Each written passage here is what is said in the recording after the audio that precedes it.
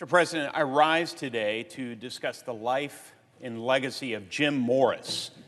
Jim Morris is one of the most influential civic leaders in Indiana's history, and he passed away earlier this month.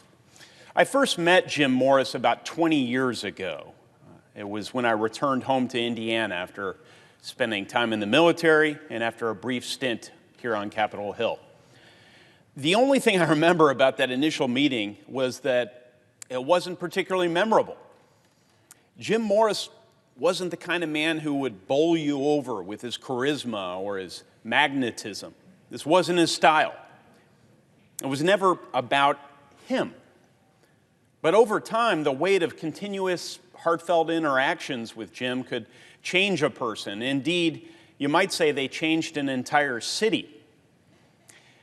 Jim Morris died July 12th. He was 81.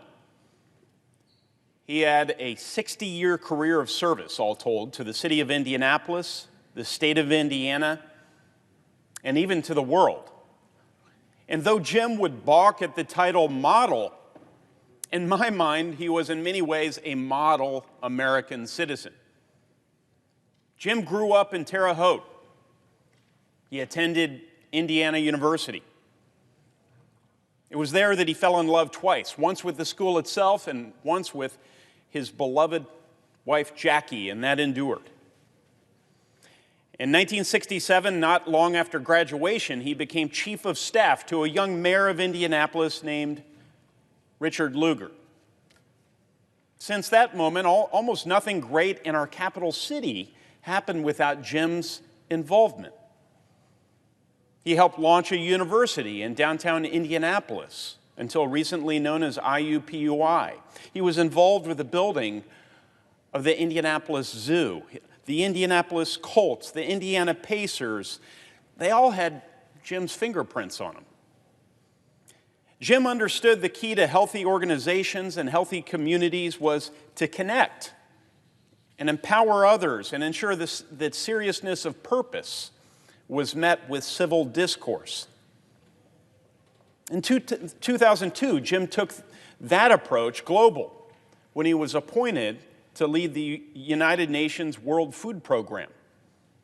He served as executive director of the program for 5 years, caring for and delivering aid to men, women, and children around the world who experience a level of poverty that is difficult for us to imagine.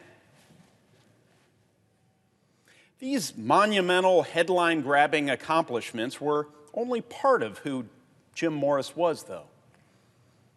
Indeed, his true legacy was far deeper, more personal, and I dare say more beautiful.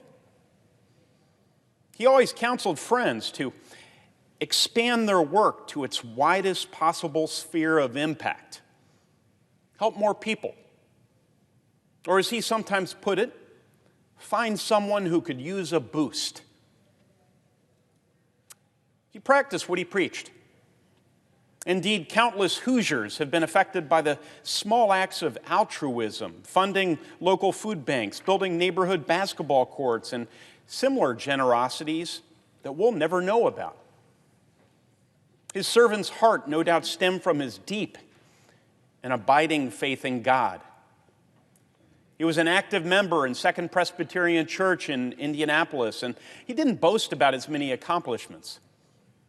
Instead, he lived a life worthy of the Gospel of Matthew, chapter 20. Whoever wants to become great among you must be a servant.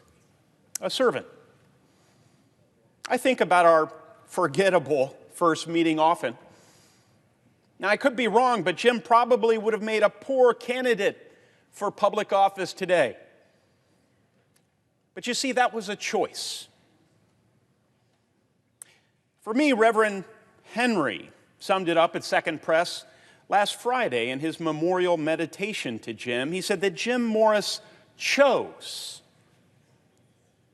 He chose hope over despair, connection over division, gentleness over meanness, courtesy over discourtesy.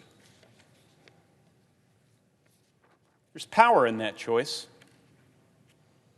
Jim Morris chose to be a decent man. He knew, and we must never forget, that no man can truly be great if he's not good. Now more than ever, we need good men and women like Jim Morris in every corner of our nation. Men and women who become great through selfless service to their communities and endeavor to make life better for the rest of us.